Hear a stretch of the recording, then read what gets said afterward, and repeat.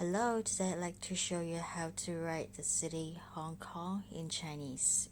In Chinese, we say xiānggǎng. The reason why I want to show you this is because it's very simple. It's my birthplace and I grew up here.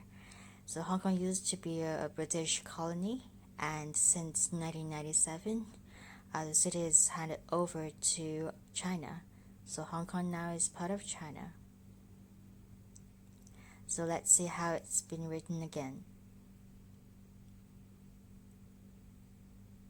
The first character, xiāng,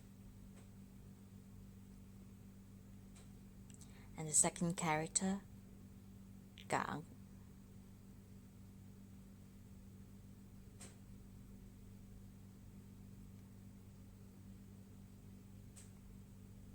So this is Hong Kong.